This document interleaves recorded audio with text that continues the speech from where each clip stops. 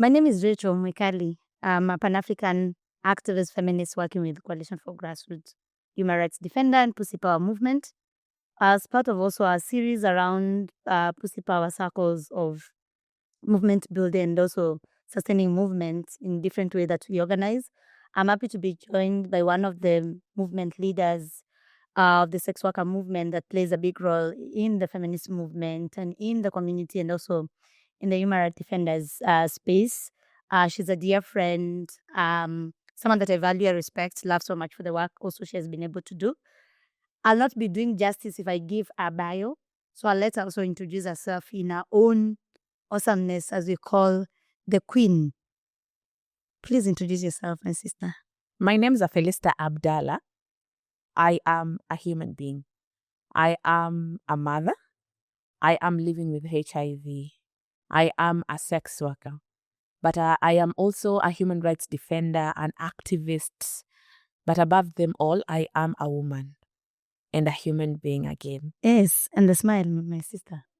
So, Phelister, I know you've had like a very long journey in the space of sex worker movement, fighting for the right of sex worker as a woman human rights defender and as a human rights defender. Could you just briefly share with us your journey into being, not only just being a sex worker, and also being the lead of sex worker movement in Kenya and globally? That said and done, I am also the national coordinator of the Kenyan Sex Workers Alliance here in Kenya. And I'm also sitting in the board of the Global Network of Sex Workers Projects as the president of the board. So one of the things I want to say is that 15 years ago, I was just me. I was a mother to my son, a young mother to my child. And I was just minding my own business. I used to go to work, Sex Work Magongo Night, one of the local nightclubs whereby it was really famous, and you would never lack a client when you are there. And that was my daily routine. And the only thing I wanted for myself was to be safe. I wanted to be happy. I wanted to get money and take food back to my child in the morning.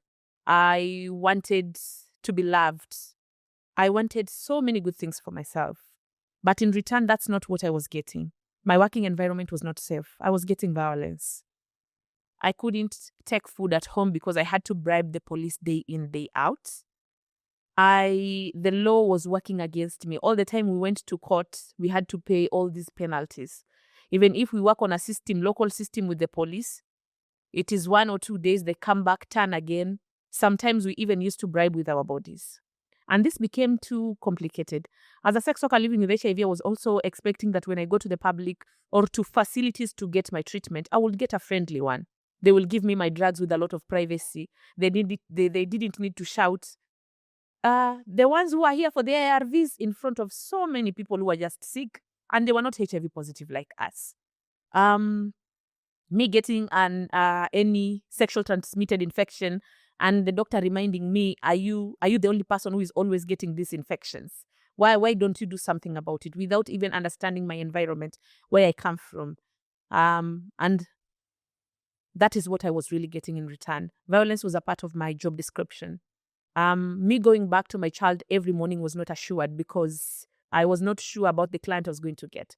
Many girls died. Many girls lost themselves to drugs, alcohol because of the pain, and they could not be able to share it. So one day, an organization came and said they want sex workers who can speak, who can teach their fellow sex workers about HIV and distribute condoms. I volunteered myself. I went for the interview and I passed, and I became a peer educator. And that's how I started engaging with my fellow sex worker in a different direction, because I was trained for that for 7 days. I knew where I could get my condoms, and I used to write handwritten reports because there was a book that we used to fill in. And that's how my journey started. But again, I got so passionate because the health side, we had a partner who was giving us health services. We could take condoms and other things to our fellow sex workers. But in terms of our human rights, nobody was addressing it, and nothing was actually said about it. So you would go and say, me, yesterday I was raped. Nobody is actually responding to your rape. I'm pregnant and I don't want to keep this child. Nobody was actually talking about our sexual and reproductive health rights. And from there is when I saw a gap.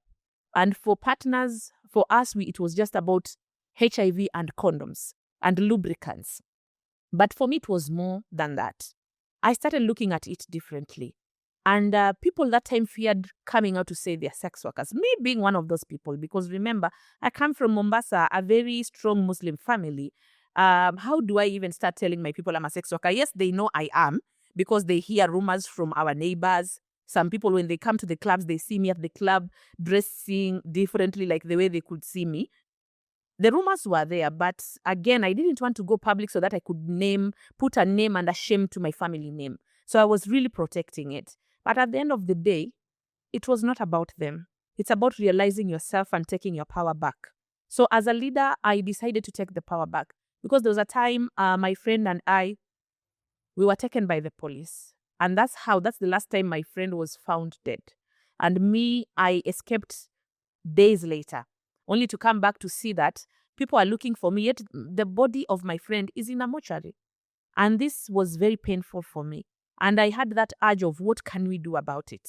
I was like, should I get a stone and stone them? Should I get a stick and beat them? Should I get a gun and shoot them? Because these are police people who arrest us all the time. It's people that we know, but it's people that we cannot expose because I would have exposed myself to more danger. So that is the time when I also decided to move from Mombasa to Nairobi because one, for my security. Because I didn't even know that there are security firms that could have made me escape. No, I actually came to friends, places. I started hustling and struggling here. And that's how I became so passionate. I met other leaders who I saw they are doing sex work. They had organizations where he had been started. But when the advocacy came in was in 2010 when we did the first march for the sex workers. I started making noise in Mombasa, coming back to Nairobi, doing the sex workers marches, organizing, being a part of the sex workers movement in Mombasa, coming to build it here together with other activists and other sex workers leaders in Nairobi. And that paved the way for me. It gave me passion. Sex work for me is a lot. And the sex workers movement for me, it also means a lot. This is my home. This is not just work for me. This is not just money for me. This is my whole life. This is what I know better than any other thing. And what I want is for it to be safe. I want me and my community members to be safe. I want me and my community members to be given a chance when sex work is decriminalized to show that we can work.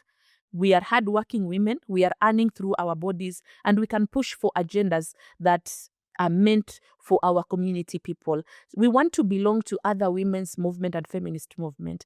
Our movement is very intersectional. Apart from me being a sex worker, I'm so many things.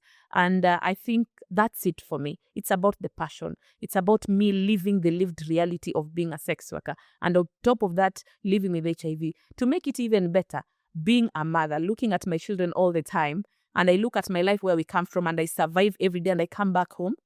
This is what makes me to still stick into this struggle and know that tomorrow is going to be better, because what I was and what the movement was yesterday is not what it is today. So and thank you, Phelister. You've spoken about very deep personal issues. And thank you for your courage for bringing some of the intersecting issues that most of us have bias knowingly or unknowingly on how we see the sex work. We see sex work and also sex worker movement. There's one thing that you have said about you want to belong in the women movement and the feminist movement, if I got it right. And when you talk about shrinking civic space, personally, even as an activist and even as a feminist, the space is shrinking. But it seems the sex worker movement and even the fact also as a professional, the laws are not giving you I'll say, are not giving you ways of operating in such a way that protects you. From your own perspective and from also your lived experience, why is the women movement or feminist movement not putting in the agenda of sex worker in this movement and even in the society? So I think, as per my understanding and the lived reality and the small experience that I have, many women look at themselves as good women. Because I'm a good woman because maybe I sleep with one partner. I'm a good woman because I end one relationship, I get to another one. I'm a good woman because I go to church. I'm a good woman because I'm religious. I'm a good woman because people have so many reasons to call themselves good. And I think the issue with sex work, it starts from the sex conversations in our region. The fact that we are coming from Africa. We've seen that Africans don't like talking about sex. And now here I am saying it's not only about sex. I'm talking about that sex being work at the same time. So this is, people come with their own narrative and their own understanding. Some people will come and say women like Phelister are actually forced to do what they are doing. Women like Phelister are paid to speak their speaking. Women like Phelister are exploited. They cannot, no woman wants to do this. No woman wants to be that. It's about people are still in that era of thinking they can make bodily autonomy decisions for their fellow women. But me coming to understand feminism, I understand it in a different way. Feminism, it's about me making my own bodily autonomy and having my fellow feminists walking the journey with me, supporting me, understanding me, and where there is an agenda for us to work together, we work together. I am a sex worker by choice. I was not forced by anyone. I am a woman who is coming from Mombasa. I had a lot of choices to choose from. I could have been a housemaid. I could have decided to sell viazi karai. I could have decided to do so many things. But in all those choices, I chose to be a sex worker. And I have my reasons why. Because it's not every woman who can be a sex worker. The same way it's not every woman who can be a doctor. It's not all the women who can be media personnel. So it's about you loving what you do and choosing it. Many people say I came to sex work because of circumstance. Yes, but when I was into sex work, I fell in love with sex work. And I felt like my calling was into sex work. And this is what I chose. I am not exploited. I was not forced by anyone. My mother has never been a sex worker to say that she learned from her mother. No. None of my family members have ever been sex worker. Actually, what I always tell them, I'm the chosen sex worker from this family. Why? Because this is who I've chosen to become. And I think these are the conversations we need to have as women, as feminists, and support what women have chosen to become. Like, I see people having a problem when women today say, we don't want to have kids. Why? Why are you forcing them? It's not their calling. They don't want it. For me... And not that they hate children. Exactly. We love children. Women love children. They just made a personal decision of, I do not want to become a mother. But I love children. I love seeing. I love being. You see? But me becoming one, it's not a choice. It's not something that I want for myself. And me, I say the same. Sex work is my career, but it does not mean I do not have a personal life. I have my personal life. I have a personal life. Some sex workers are married. Some sex workers decide they are mothers. Some sex workers have families. Some sex workers, because those have decided to be sex workers, but they are into hiding. When they leave their homes, I'm going to work like a professional woman. When they come back in the evening, I work in this building and this is my work. They decide to keep their work confidential from their families and everyone around them, which is very much okay. But at the same time, we're still criminalized, as you have said. We've seen the space is shrinking. And because the people who are really against us are our fellow women. They are saying, no, we can't have women saying they want to sell their bodies. They want to do this. That's not how we see it. We are saying if you support decriminalization of sex work, women are going to have a safe working environment. If sex work is going to be done in the light, you see, now we are only allowed to be seen in the dark, in spaces where people are not seen a lot. But if people allow sex work to be done in a nice way, in a decriminalized way, it means it's only women who are interested in sex work who will join.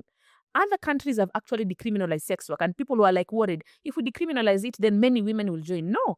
Other countries have done it. So we acknowledge not only women who are sex workers, they're also male sex workers. Exactly. And other identities who are also sex workers. But one of the things I want to say is that other countries have done it, and it has shown, they've even done a research. It has shown that it is actually the number of the sex workers is actually getting lesser.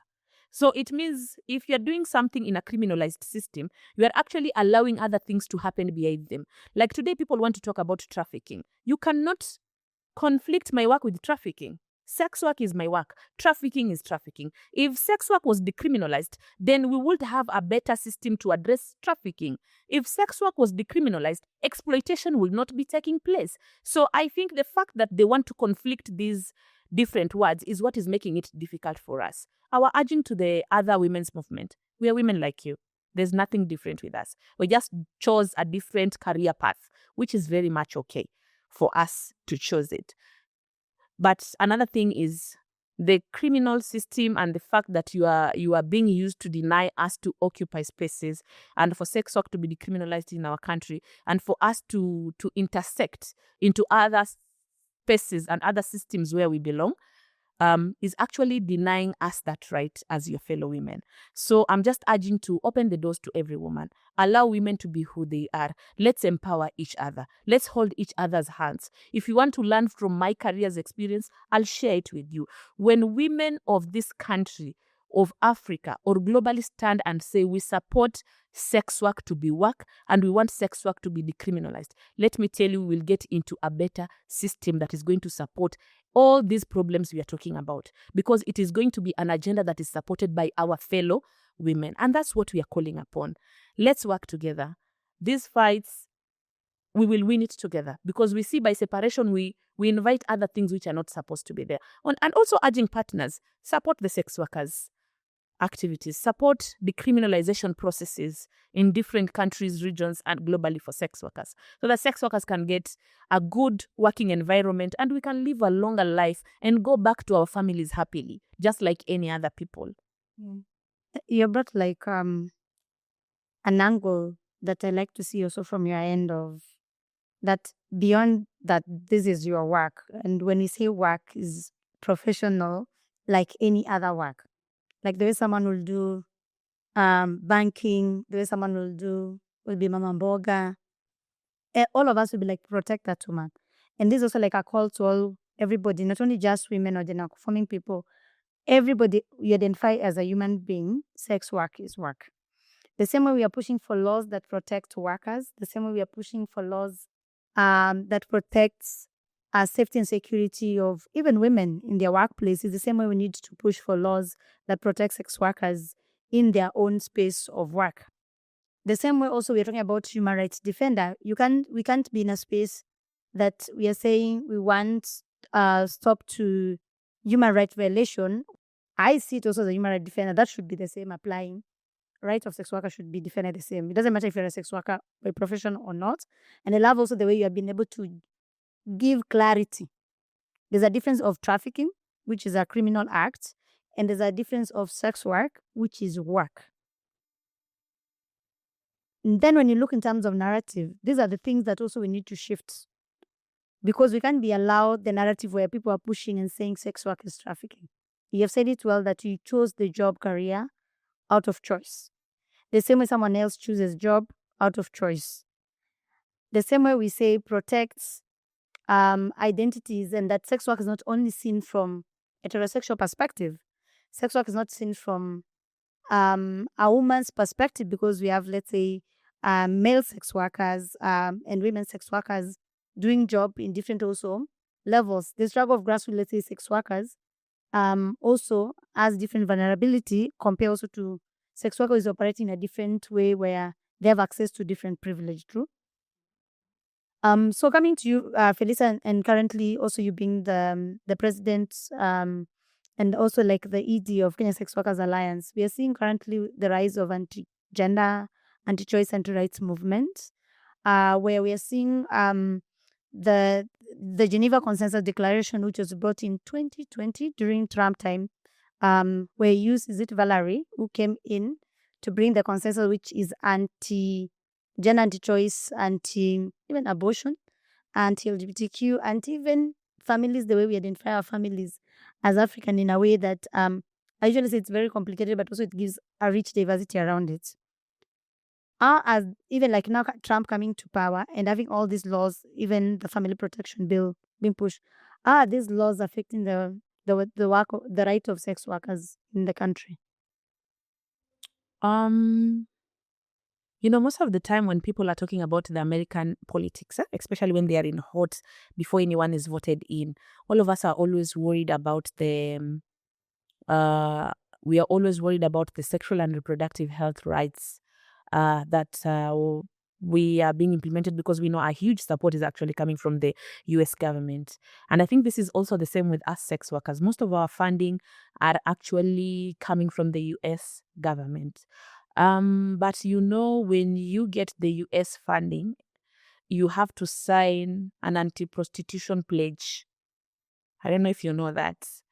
What is that? Please educate us. So, as in, you will not use your money to promote prostitution, the money that they've given you. Even if you get money from any other partner, you won't do that because you have signed a clause. So that means you can't speak about human rights of sex workers. You can't speak about decriminalization of sex work. As in, you can't do all that within that organization. But at the same time, we are saying that money is very important because this is the hugest funding that we have also as a community to respond to our HIV programming. However, it's giving like a resource this side and also taking away your rights. Exactly. So there's double standards and contradiction. Definitely. So for me, I see it as a threat on that. But it is also becoming worse because sexual reproductive health rights is something that someone cannot take away from you. And in terms of talking about sexual reproductive health rights and sex work, that is where people want to draw a line. Because people will say, does it mean when I get unwanted pregnancy and I do not want it? If we go to the abortion way, people will be like, so does it mean you've been, like me, I'm HIV positive? You've been sleeping unprotected sex. So you've been having unprotected sex with people. That's the reason why you are doing this. I feel like these things are really important. And when the politics of the anti-rights and anti-genders agendas are coming out, it's not that they're not affecting us as a community. They are actually affecting us more. Because at some point you want to give me some rights and also take away some of the rights. That is not right for any other human being. About families, I think families love. Where you find love and how you want to make your family and define your love, it's up to you. But taking away and coming up with these bills of family protection bill and everything, which family has gone out to say we want to be protected? Or is there... And we're already protecting ourselves. Exactly. There is no mechanism right now to protect all these Kenyans. Why are you coming up with mechanisms that you know are going to be more unrealistic? The same thing with the US government. They saw the effects of taking away some rights from women and away some rights from the LGBTQ and other communities, transgenders. They saw how it affected implementation, health programming. People were they are taking our programming back to square one. This is programming that people have done a lot of investment. People have invested their money in that. And you want to take it down in one day. Me, I will say it's very unfair. And this is the reason why I'm coming out to say this is not a one-party war to fight. This is where intersectionality is coming in. This is where we need unity as movements. This is where we need to walk the journey together. This is where we need to address these issues together. This is where we need to identify partners. Maybe I have partners who are supporting us as a sex workers movement. Women's movement have their partner. The LGBTIQ have their partner. We bring all those partners together and we see how do we fight this fight together. How do we organize ourselves like the way the anti-gender movements have organized themselves? The oppositions have a very clear strategy. If they decide today they are going to get one of us to say I was trafficked, that is going to be the selling agenda. Because they're also using propaganda. Exactly. And one of the things I've been trying also to analyze and from my own personal level and seeing different movements on how you're operating, and that's why we have had this discussion with you and in the morning I did to Wanjiru, is that as you're using the rule book of the law, then they're not using the rule book of the law. They're playing the dirty game. They are playing the dirty game of also propaganda. Whereas as we are using the rule of the law and saying, as you're following this way, but then they're not. Even if there's law, even here in Kenya, we have seen, even our own constitution in Article 26(4), it gives also like the right to access safe abortion, but they can't give it. Even you being a sex worker by professional, you're a human being and you need to be protected. You're like a worker, like any other worker. And us not seeing even court to protecting sex work, it means they're failed. They're failed. Exactly. So I think another thing, their strategy is very clear. It's a divide and rule strategy. That is number one. And number two, it's a strategy of naming and shaming that I've also seen that is really working on the ground. And sometimes they're even, when it comes to naming and shaming, they're also teaching us how to name and shame ourselves, sometimes without even knowing that we are naming and shaming ourselves. These are very smart people. Oppositions, we're also smart. Anti-genders, and they are well-funded. Very well-funded. Money is coming out from all these big places to give them money to come and confuse And all they have of also us. political connection, whereas us, we don't have Exactly. political connections. Exactly. If they decide today they are taking Kaluma and giving money to, like the way they decided also they're taking our president, they resourced him. Like if you look even the last elections of Kenya, where we had, was it Ruto, who also the wife, Rachael Ruto, is it pastor or bishop? And then we had those, was it another pastor, was it Maura, vying in as a president? You could see the way they had positioned all these men of colors so that they're able to push the narrative of the church, the narrative of everything. However, the church forgets also, you're also members of the church as sex workers. Don't you not take 10% to the church? Do they refuse your money? And Phyllis, I know you are saved. They don't take 10%. Why is it when it comes to money or capitalistic, they don't say because you're a sex worker, I can't take your offering. But when it comes to your right, they don't talk about your right. So I think some conversations about religions are very political also. And sometimes I really want to sound politically right. I love God. I believe in God. I know personally there's God. And I teach my children the ways of God because that is who I am. And I want my children to learn that from me. I also want my children to know the other side of me. This is who I am, but this is where we go to church. Yes, I am a Christian. I chose to be a Christian. I go to church. Everything that Christians do, I also do. And this is the reason why I say, I don't know why I need to be labeled, yet you cannot label a doctor in church. Yet you cannot label all these other careers in church. It is only my career, my job that needs to be labeled and be questioned. Personally, I think we are beyond that as a country, as a region, and as a globe. We are beyond naming and shaming and choosing a side. It's high time that we know if God loves us all. The books are very clear. God is love and he loves everyone and he's the final judge. So I think people have taken it into their space to become gods and start judging people, which is not their work. So I think let's concentrate on what you are called to do. I am called to be a sex worker, an activist, a feminist, a human rights defender. I'm doing it.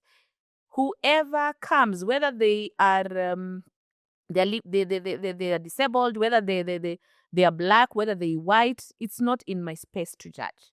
They just come and we offer the services that we're supposed to offer. This should be the same with our religion. It's not about who people are. It's not about where they come from. It's not about who is more influential than who. It's not about this person gives me Or more also money than that it's not one. about also them being selective on struggles, because if you, I know you know the Bible better than myself. When they say we are lost ships, but why is it that some lost ships are able to be accommodated and some lost ships are not able to be accommodated? They should stop stoning us. That's the reason why I say God is the only judge. Exactly. Why is it that you're saying if someone steals, we can forgive them, but if someone is a sex worker, they're able to critique? If someone has done an abortion, you're able to say they are bad people. Whereas our politicians, even in this country where we are in, they are stealing in the name of the Lord. And it reminds me of a reggae song that says, is it stealing in the name of the Lord's? And these things are happening, which is also wrong. Where also we have seen also religious leaders like the Shakahola case, where they've been able to create even perpetrated genocide, but they have not been critiqued on the act of violation that they've been able to done. So I think for me, even as Rachel, also the religious leaders should also be clear about the social justice act that Jesus was also pushing. Because me, I see Jesus as an activist. He was pushing, and the role of the church even in the society is supposed to push for social justice. But nowadays, you don't see that. And that's also now goes to what you're saying on the policies that are being pushed by religious fundamentalists who are well-resourced. They're the ones controlling hospital because they have hospital. They're the ones controlling the curriculum. They're well-positioned. They're the ones giving finances to politicians to vie. So if they get the power, they're able to report to them. They're the ones also giving even some of us, even in the community, is it scholarship? They take you from primary school to university. So when you get into power, and what I saw also with some of them, when I was following the Roe versus Wade case, some of these even Supreme Court judges were taught by the church. So they feel, even if they're in those position of power, they have to report to the judge. So I would love to hear from you, Phyllis, in terms of also reflection on how we need to position movements, not only just sex worker movement. Let's say Rachael, abortion movements or sexual reproductive health and rights, sex worker, human rights, even food sovereignty, even LGBTQ movement, and other movements that stand for human rights for all. How do we need to plan so that we're able to fight hard and more strategic and tactical with this movement that are well resourced and fighting us? How do we plan for a long game? Because I know you have an experience of being a leader for this movement for many years. You have like a clear plan. If, for example, Phelister, you're a funder today, what are these things that will say I will resource this movement this way and this amount of money for them to be able to fight and win the oppressors? So one of the things I want to say clearly is the fact that our oppressors are working together as a team. So I will urge our movements to let's work together. Let's bring the togetherness in the movement. I don't have to like you for me to work with you. But for as long as we are pushing for the struggle, let the struggle be on the agenda. Number two, our partner, there's a partner that we had, and we always spoke about power analysis. Let's analyze and see where our power is. Number one, whether we like it or not, money is power. And whatever they have is money. And their money agenda is moving. They were able to give us the education through our churches. It's because they built school with monies. Monies are there everywhere. In the hospitals that they have, it's money. Weddings, money. Burials. Money. I'm telling you, money is power. One of the things I want to say is, can we look at where our power is? And one of the things I want to say, the End Femicide march and the Gen Z march was really clear. There's power in the people. And also people resourcing their own movement. Exactly. Without restrictions, without report. And I'm also urging our partners, our funders, come out in large numbers and stop giving us project-based funding. Give us money so that we can organize well, so that we identify our power and support that power. Because once our partners and our funders invest well in us, it will be so complicated for these people to fight us. Imagine the way we do not have that money that they have. And we were able to mobilize all those people during the End Femicide march. And people spoke for the women. People marched for the women. Nothing has ever been done like that in this country. The same with the Gen Z's march. Did you see how powerful it was? It means people are tired. People have that togetherness. Let's come out and support each other. And then another thing, let's stop being a stingy movement. Let's talk about sustainability.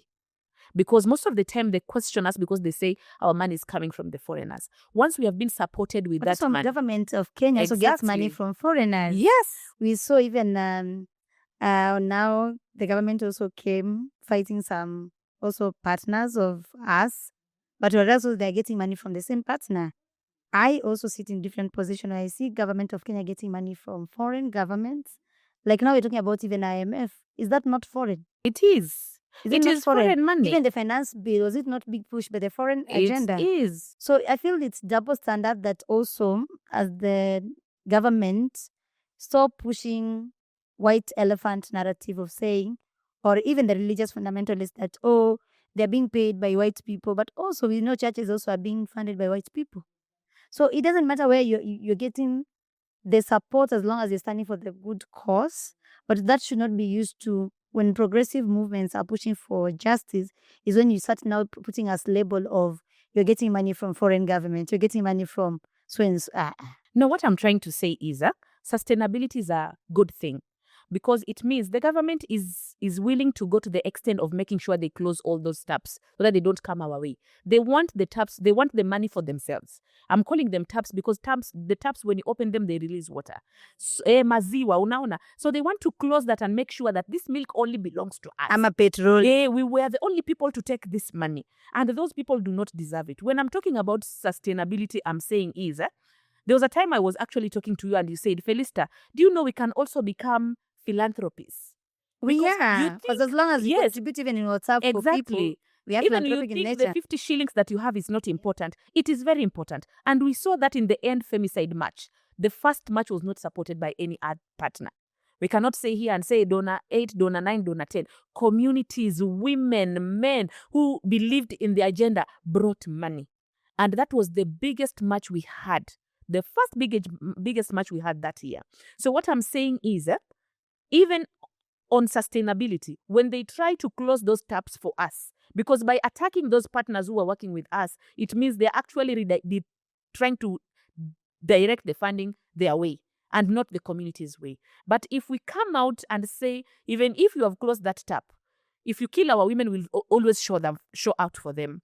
If you kill our youth, we will come out for the youth. If you do this, we will do this for that. So we respond so that they see, yes, we do not have much more money like you, but we were able to do this. But also to our partners, stop giving us a lot of reports to write. Somebody has given you 10,000 USD. They are giving you 10 report templates. Yet they have given $1 million to Kenyan government and they are not reporting on it. This is not being fair to the community. You want high results from the community, yet you are not requesting anything from the government. I think it's high time we start treating each other with, I will say, respect. That is number one. Let's respect the work that is being done by communities. Do you want us to spend a lot of time in our offices writing those proposals, writing those reports, and then we are doing nothing on the ground? We want to do work on the ground. If we are talking about sustainability is also about our partners giving us good monies and not expecting too many papers to come from our side. Let them allow us to work on the big picture because people can deliver.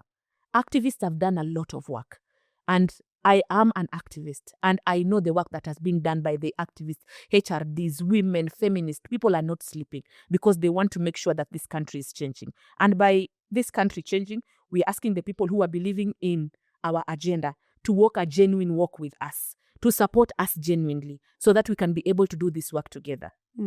So, Phelister, there's something I've observed even in the movement and also from my own personal experience and lived experience where if a movement leader comes up to be very strong, we all fight for a good life. We are not fighting here also. Everybody fights. Even me, I fight every day because I want a good life. And people want also a good life. We don't, the reason why we'll say even end inequality because we believe there must be good schools for children to attend. There must be good also hospital for people if they are sick to go there. People must be protected. And that's what all of us fight to ensure these things are there. And when we have these things, it means we're having a good life.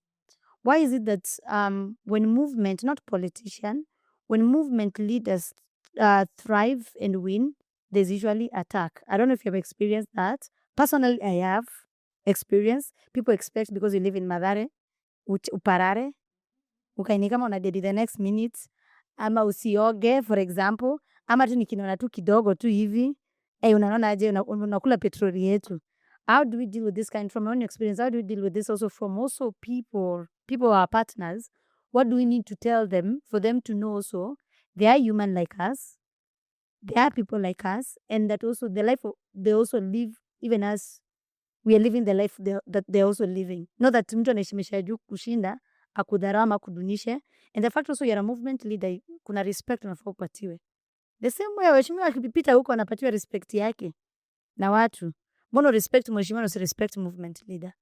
I'm kind of biased to respond to that question. You're free to respond the way you are, no pressure. Okay. But I feel this is a conversation I've seen with different movement leader.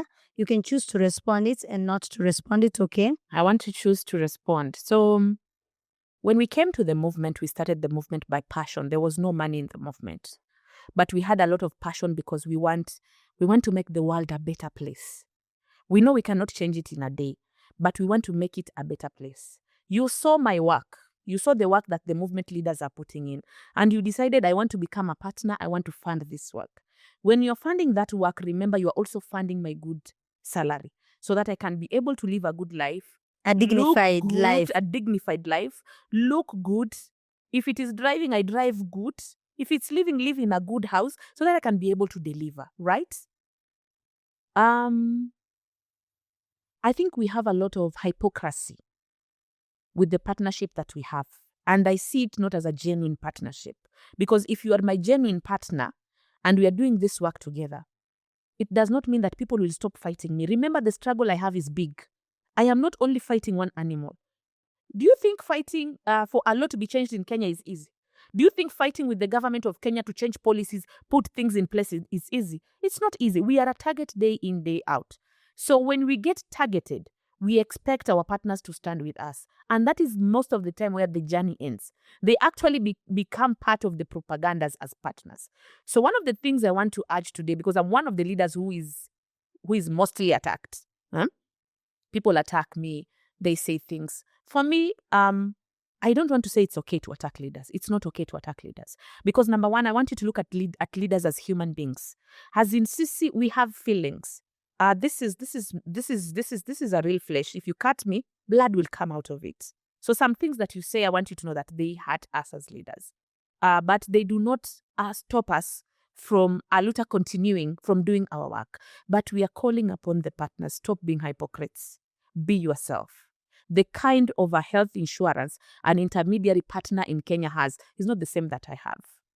We see them living a good life going for holidays. We are not complaining because they deserve it. They work for it. Why should it be different for me? When you work for it. When I work for it and I live it. Why? And then if there's a problem, the way I see it when you talk about accountability, the way we say duty bearers, right to older. If, for example, elected now, that we elected our president who said, serikali ni ya mahasla, sisi mahasla, serikali ni ya mama mboga. When he did not stand with us hasla, that's why even I went to the streets. And before that, we had to reach out like petitions and stuff. So for me, I see it even for partners, either it's funders, bilateral, or partners, collaborative, whichever we call the name. If there's an issue and you feel that needs accountability, address it in a more respectful way. Call me. We say dialogue. People have seen nowadays, people say there's room for dialogue. Why not give room for dialogue? And then you move also with the same propaganda that when someone says Rachel is a thief, you're like, yes, she's a thief, she's a thief, she's a thief. You're also catalyzing the violence that also kills movements, kills the spirit. And the same people will come and say, even comrades will say, only betray struggle lienda, but mtu angalie on the mental wellness, the mental trauma ilikucost, mtu angalie the kind of also like, how will I say, it's like you're bombing someone who was doing amazing work to survive bomb. You can't bomb someone or you can't bomb a movement because of a mistake or because you are seeing things and hearing things without clarity and without due diligence. And then there's something that I want to say. Partners and funders have put a lot of money into building structures of organizations. And these structures, they as in before you come to me as a leader representing an organization, there are higher structures that are actually monitoring me up here. Why is it that these are leaders? I don't know if you've looked at leaders who were once accused of being thieves and all these things. Have you gone to the trend and see the lives that they live today? Don't we think there's some blackmail that is happening within the movement? Don't we need to have a higher conversation? Even like from Because Sankara, like it's not only a director who signs those checks. If you, for example, you are the director of CGHRD, you're not the only signatories to those checks. You're not the only signatories to those accounts. Why is it that you are the one who needs to carry the cross? If the problem is within that movement, don't we think the whole structure has a problem? Leaders are suffering. Leaders are being blackmailed. And nobody is saying anything about it. By the time one leader stands to speak, people name and shame her and call those leaders thieves. All those leaders who have left the movement and they are dying with depression outside there because they cannot afford to live the lives they were living. Even when you get a salary, you waste all your time in drinking alcohol, trying to show people you are living a good life. We are being depressed within the movements that we are running. Number one, we can't speak the truth because of the documents and the policies that we've put in place in terms of confidentiality. It's horizontal violence going through. So this violence is only perpetrated to one person. I want to call upon our partners and tell them, but if you think by killing a leader, you have resolved the problem, you have actually left that problem in that movement, and it will kill all the leaders who are coming to lead that movement. We have bigger problems in our movements. The leaders are not the problems. The structures that you always want brought the problems to us. But also look from a movement perspective, Phelister, where also I disagree with indigenization of struggle. Exactly. Personally, being in social movements and also being in NGO spaces, is that some of the structures sometimes funders bring, they don't respond to our needs. Exactly. And funders should be able to see the needs that respond to your own problems and not create the thing that can solve your problem. Like the organization work, let's say, for example, in Europe, can't work In Kenya. In Kenya, the way I operate in Mathare, I cannot operate in Westlands. Maybe my risk in Mathare it's bigger than my risk in Westlands, or being in Westlands the risk is bigger than being in Mathare. So if you expect Westlands problem can solve Mathare problem, you're lying to yourself. Today I was It's a lost case. Today I was doing an organizational capacity scan. It's called OCA. And these people were like, how do you do resource mobilization? I said, sometimes I talk to partners, sometimes I apply for proposals. Where is that written in any documents?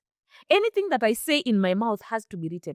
And I said, so there's something they said, and I said, are we not NGOizing our movements? But also, like, that's why I'm saying my critique around the struggle, and which also on our end we try so much to limit as power, that bureaucracy, is that the moment we allow, this is Rachael speaking, not CGHI, the moment we allow to always be boxed in this box of pushing things because someone wants it, we're not solving it. We are set up for failure. And we are set up for failure in such a way now when you fail, you become the bad person and you lose the whole thing that you've been pushing. An example I usually say, we don't plan for a woman to be raped.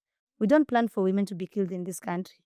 We don't plan, and we should learn also from the movements that you've seen, the way you're saying from Gen Z and Femicide KE and other movements, even Unga, Revolution, like for the wins that have won big fights, they have been like people well-resourced, because you don't need to write a concept paper. You need to respond immediately. Some need rapid response. But the moment you put a bureaucracy that for you, Rachel, to support someone, it needs to go to 10 people approving, even for an institution, for a movement, there's a problem. Because there's some issues you don't need approval. There's some issue you need to say, they are unconventional. Let's say, for example, I'm pregnant, I want to procure an abortion.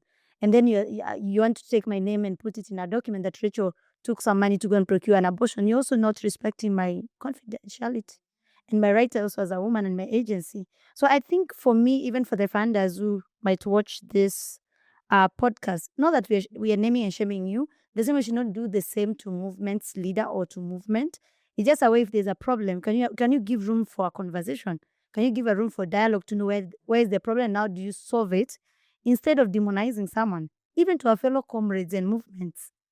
When there's a conflict, and that's why I think having conflict management wing is important in the movement, people need to sit down. Like I've seen even a lot of governments problem to be solved, people have had to sit down. Even African way, when there's problem in a community, people sit down. Not violation, problems that people are able to talk, because most of these issues, most of them mshene zijaomoka. Ni mshene jafanya investigation, mtu ajaangalia akajua hii ni ukweli ama si ukweli. Ni mshene ikuji kubuild a movement na kuja kudestroy, because if you look the sex worker movement, you have done so much. And if you're going to kill, let's say Phelister, to think you're saving the sex worker movement, it's a lie. Because unakuja to set up another leader to the same problem. If you think, for example, killing Phelister killing Keso is going to solve the problem, it's not. Killing Mwikali is going to solve a problem.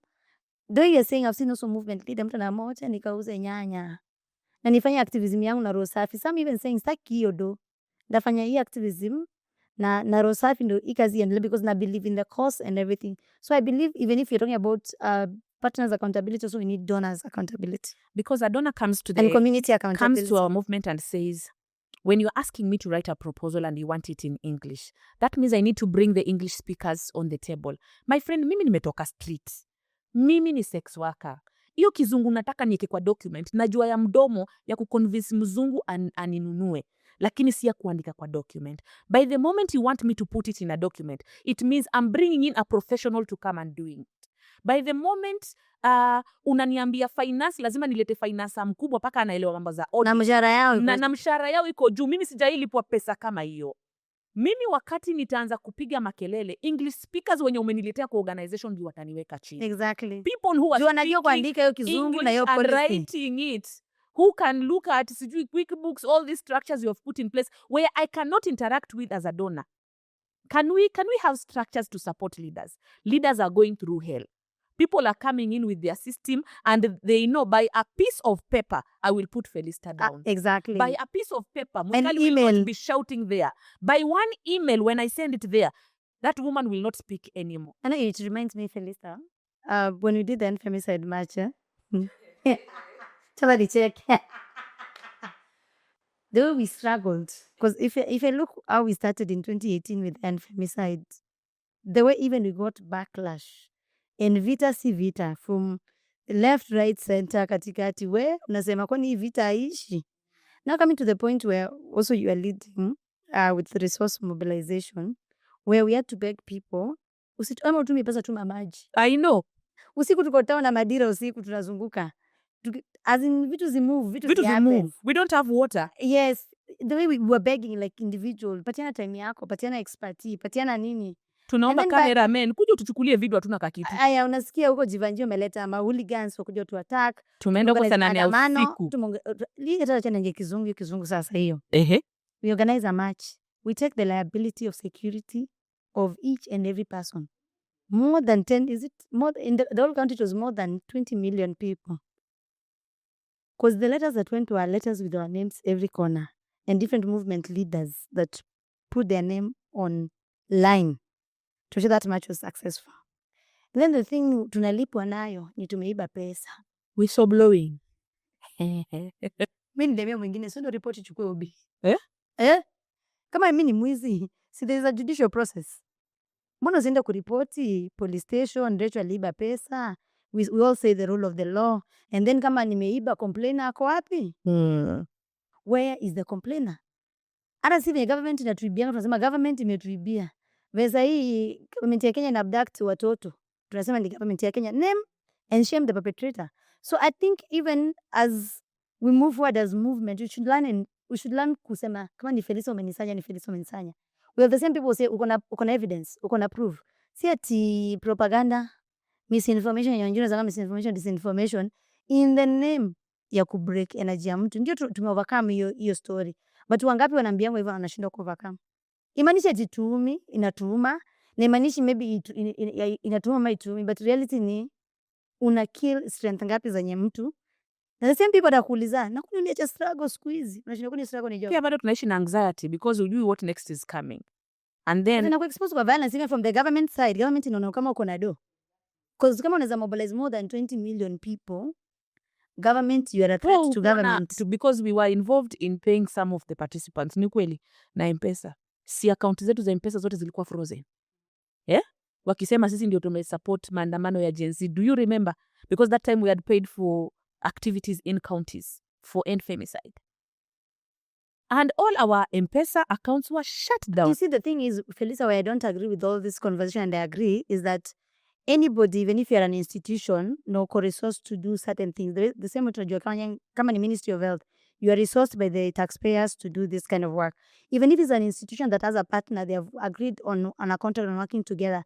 Haifai kwa the government inakuja shrink a frozen account because una support a community kwa femicide. In fact, tunawasaidia kufanya job.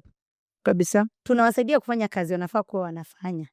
Because it's the mandate responsibility ya Kenyan government kuanzia the Mr. President number 1, William Samoei Ruto, to protect. Is the responsibility ya Vice President, responsibility ya Inspector General, responsibility ya Interior Security, anybody to protect the Kenyan women. But it should not be that they are also using that to come to attack people who are doing their job. Exactly. So as we close, tumeongea. What are these things that you enjoy and you're so proud of yourself as a sex worker leader and as a leader in this country that you have been able to achieve in tenure yako nye unaendelea in different spaces? Najua pia you're part of the Femicide movement in Kenya.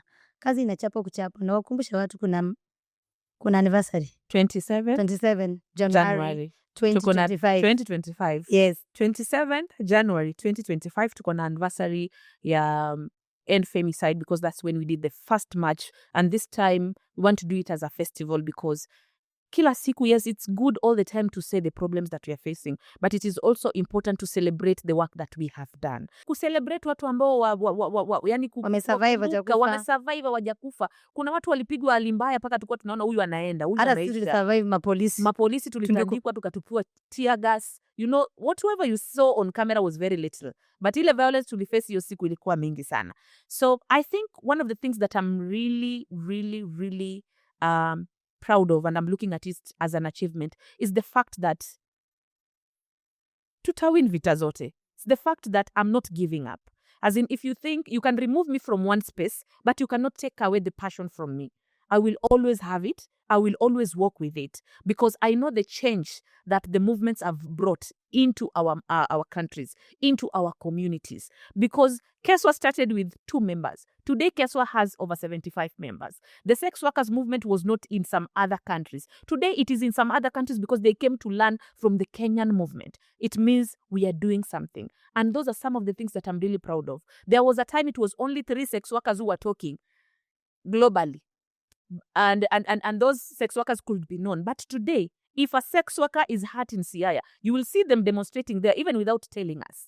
You will see sex workers raising up their voices. We have more voices that have come out to speak about this is what we are facing as sex workers. We want decriminalization. We understand this. So by the fact that the sex workers are more empowered to speak, that is something that I'm really proud of as a sex worker movement leader in Kenya, in Africa, and globally. And by the fact that sex workers are occupying spaces in different spaces, be it globally. Just look at me, my friend. I'm a girl from the slums of Chaani. Today, I'm sitting as the president of the Global Network of Sex Workers. And I sit in different spaces. I'm one of the founding members of the African Sex Workers Alliance, the African movement. I'm one of the founding members of Keswa and still sitting as the Keswa National Coordinator. And I'm still looking for higher ways. So one of the things I want to say is, we are not done until we get decriminalization of sex work. If as a partner you feel like some things are said, are written, and you're not proud of and you want to walk away, I think it's high time you take a break. But the movement will not die because you have taken a break. We will move, but when you get the energy, you are free to join us again so that we fight this war together. And it's okay also sometimes to just step back. And you look at it even as movement leaders and also movement people, that stepping back is also does not mean you are a failure. And also failing, according to what people define failing, doesn't mean you have lost the war. Exactly. Depending on how you identify success is not just about because you're treating certain funders and not certain funders as success. No. One thing I usually say is that we do this work because it matters to all of us. With or without money, with or without fame, We will without, do the work. Oh, do you know which kind of space you sit? We'll still do the work. We are doing the work. We don't have to make noise about it. We can still make noise about it. And the reality is that work will continue with or without Rachael Mwikali. Definitely. Work will continue without Phelister. I say the movement is bigger than individuals. Exactly. Yeah. And we need to mean it, Phelister, Yeah. because sometimes I think we just say these words, most of us, and we don't internalize. The movement is bigger than individuals. Yes. And you can see also the way you said you went into a kanisa sana. Mbegu ikipandwa itamea. Kama ulipanda mbegu with or without Phelister, itamea. Na also it's also to acknowledge that we celebrate in the work we have done. We usually say most of the time a prophet is not celebrated in their own home, as will celebrate you. Amen. You don't have to be celebrated uko Mayolo, ama kwa spaces that uko na Maganji. You're celebrated with the work that you do. Amen. And if we make mistake, the way we have said, we all human beings. People make mistakes. It's true. And it's good to have a space of conversation, of maturity, that you can say, hapa Rachael nimekosa, wewe umekosa kama fanda, ama nisaidie kunavigate. Because the way umesema, most of us kizungu tunaijulia huku, hatujui, hatushikanishi, na most of the time wanasema mtu anakuletea document una sign. Kama the first time mimi signing contract, I got too excited. Basi kujua contract inanishikanisha. Na mimi. Niliambia watu donda imekam. Na mimi. And that's what I still say up to date. Do you know, even up to date, I look at a contract, I just look at the amounts. Na confirm tu ni 40,000 USD. Lakini, na sign. Sisomi hata hizo vitu. Sikujua. And this is the thing also, maybe as people who have gone through it, and friends, also partners who understand us and are willing to take the risk with us, and asante wenye unachukuanga risk na sisi quote risk. People need to be educated about these things. Watu wa vizungu wanatuchezanga. Watu wa vizungu mobu tucheza. Because unaenda una sign, watu wanaambia hii iko tu sawa mtungu ya we ni D ama we ni director ama ni convener, sign. Because also ukitake time mtu anaona hii movement jaipata tunani say kupush most of our work. That should not be used against leaders. That should not be used against movement leaders. There's so much to talk. I know time cannot allow us. However, you can listen. This has worked. There are funders who also have worked with movements in a more meaningful, respectful way, and they're still there. We acknowledge and we appreciate you. There are funders also who have made mistake. There are movement leaders also who have made mistake. There are movement leaders that also are doing it better. It's just given a room of also people learning and exchanging ideas.